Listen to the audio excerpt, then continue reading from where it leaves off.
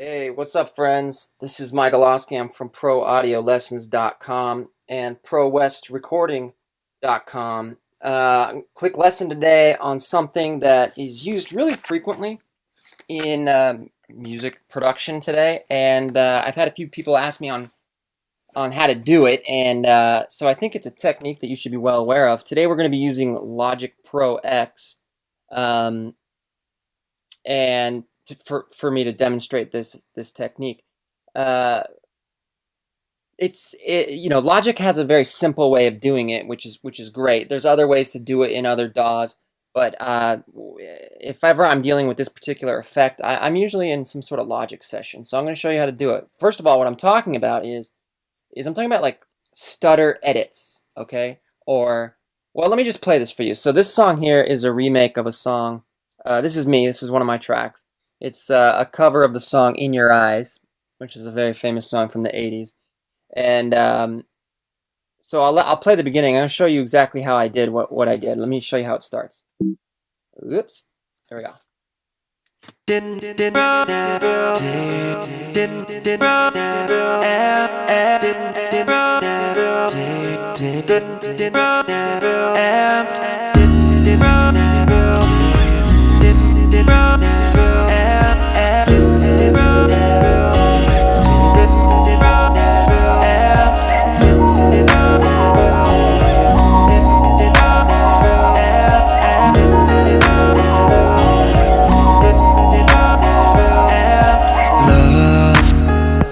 Alright, so you get the idea. It's pretty cool.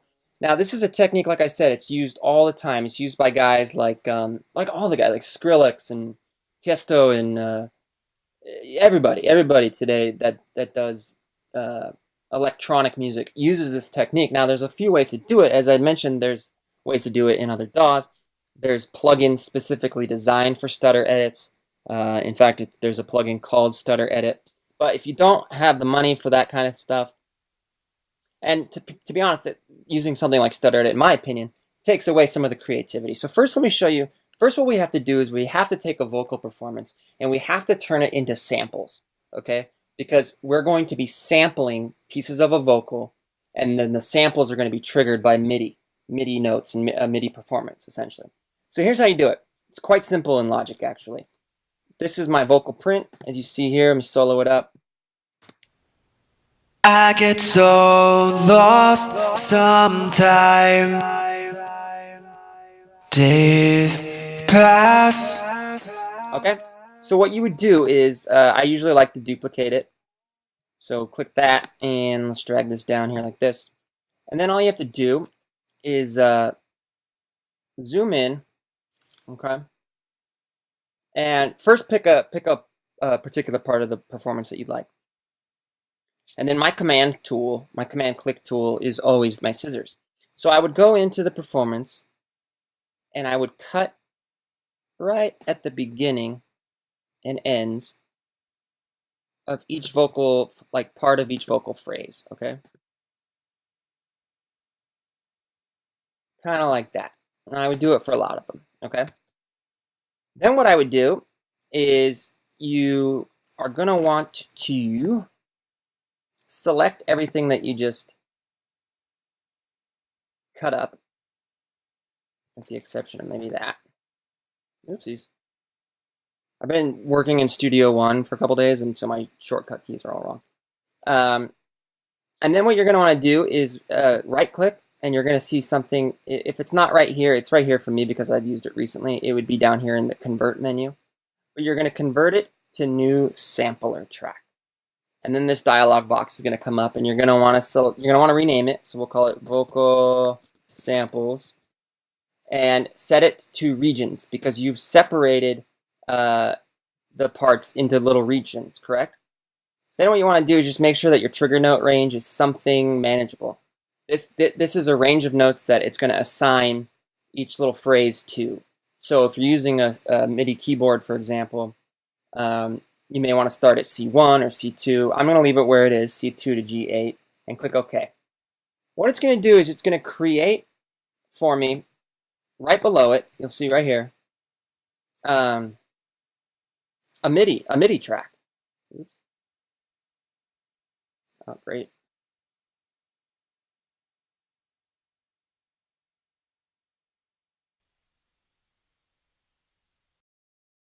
Okay.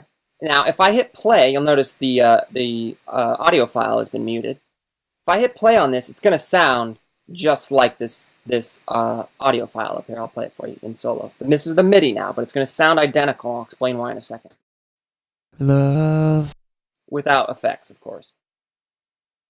I get so lost sometimes. And the reason it sounds the same is if we zoom in here, you'll see that it's just playing back each sample as a separate MIDI note. So if we come into the piano roll editor here, you'll see that this note right here is going to trigger this particular phrase. Love, This is going to probably be silence. Yep. I get so So when you play them in succession, lost. like that, it sounds just like the part. The way you become creative in this is, now that I'm not in front of a MIDI keyboard at the moment, but if you were, you don't even necessarily have to be. You could create the performance in the piano roll. But with the MIDI keyboard, you could get a feel for it, and you could change up the performance and get it to sound staccato and kind of cool and stuttery. I mean, it's limitless, right? So I'm going to mute this because I already did this, right? Let me show you the one that I have done. In fact, let's just delete it. And let me zoom out and let me come down here and show you what it is. This is the actual one. And as you can see, it's just a MIDI performance, each one triggering different parts of a vocal performance. Let me play it for you.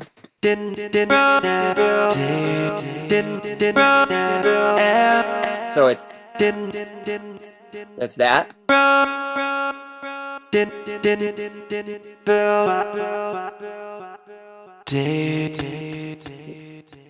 Now, what I want you to understand is, because I'm going to show you something completely different here in a second, the note itself does not dictate the pitch of the vocal sample, okay? It's just a note that determines what is being triggered. Does that make sense? So because this is a C2, does not mean that that's a C that I'm singing. And when I come down here, this is what? This is an F sharp. That is not an F sharp. It's just that particular note, F sharp 1, is triggering that sample. So you're like, oh, I want the part to go higher. You can't move it up. It doesn't work that way. So as you can see, I've put together a pattern here that I think sounds pretty bitchin'.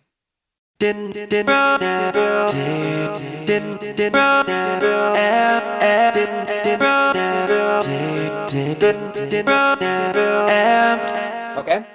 The other piece of the puzzle in terms of the sound is a delay. Okay, you have to throw some delay on there, and then I also have Logic's pitch corrector in there to give it kind of that robotic sound. Yeah, this is a really simple stereo delay that I have set to the tempo of the session. So you could see if I were to bypass it, for example, you lose all of the magic behind it.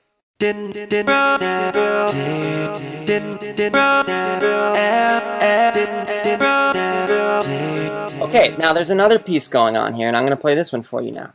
Let's see if we can solo this up. Check this out.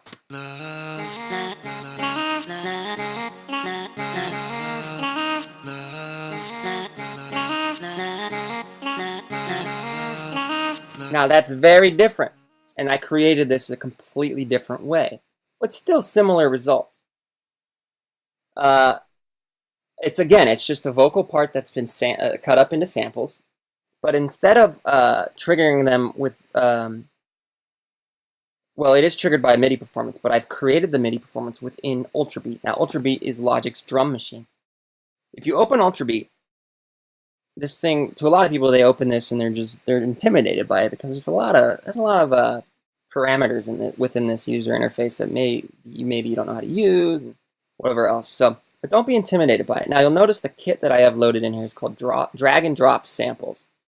It allows you to locate within your Finder. This is the most simplistic way I can explain it. If you were to go into your Finder, you could find your audio folder which has the samples that you cut up, right? And you could literally drag them from your Finder onto this plugin, and you will see them load. And then you'll have a kit of your voice. It's like a drum kit, right, of your own voice. In this particular instance, I only have one piece of audio that I've imported. It says voice. That's why these all say voice. But I've manipulated each one. Whereas before, the notes of the keyboard and the performance did not change the pitch of the note, right? In this case, we're able to modify the pitch, the length, the tone, all of that. So here is, let me set a loop here for us real quick.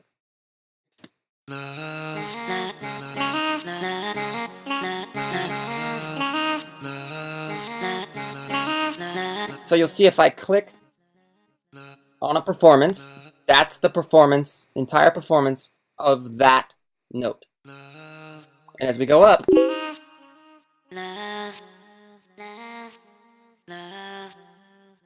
right, it's only those notes.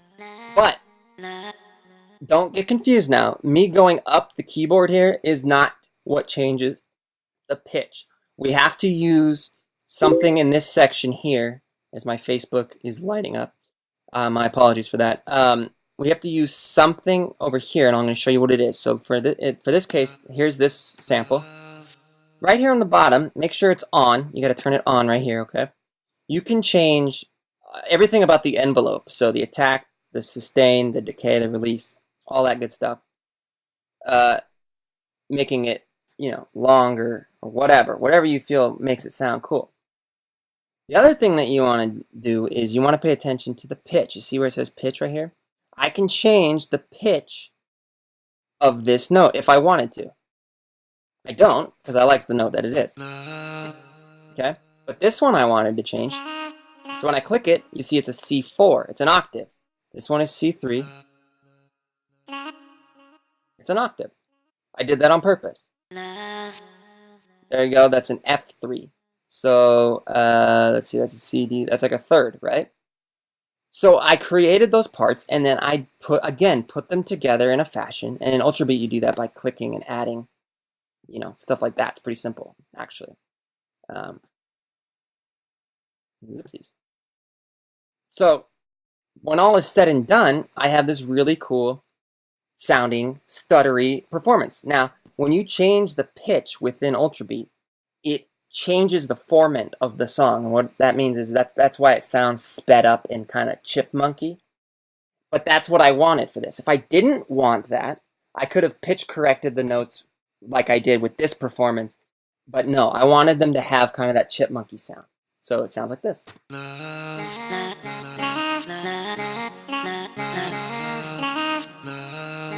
And then, of course, I also have a delay, it being sent to a delay and a reverb.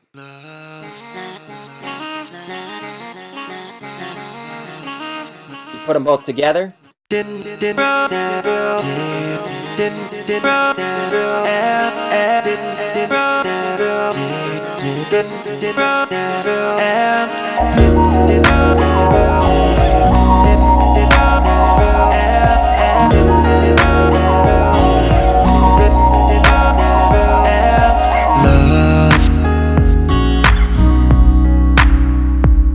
So lost sometime.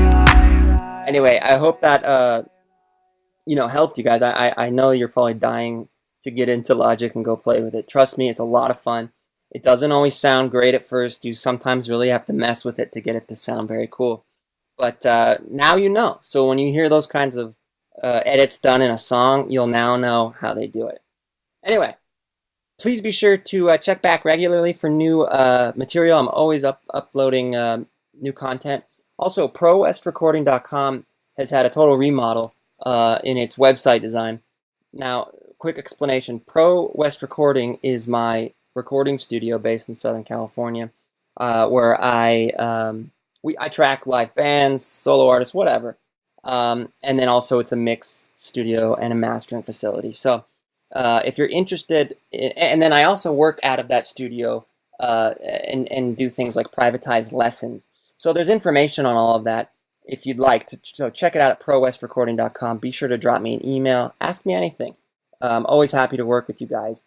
My prices are on there. It all makes sense. The most popular thing that I've been doing a lot of is people from literally all over the world will send me one of their songs because they're convinced that, most of the time, they're convinced that they cannot get these particular recordings to sound like a professional mix.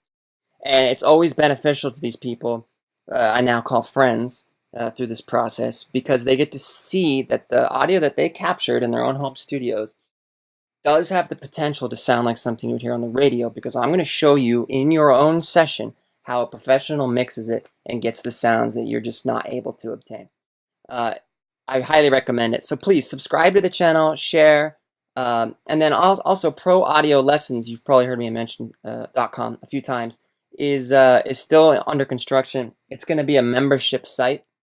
It'll be totally reasonable as far as price, but you'll get unlimited content 24/7. And so a lot of my time nowadays is building up that library, because I want to have a lot of footage for you guys when you become members. So stay in touch for that. Again, subscribe. Thanks for all the support, and I will be talking to you soon.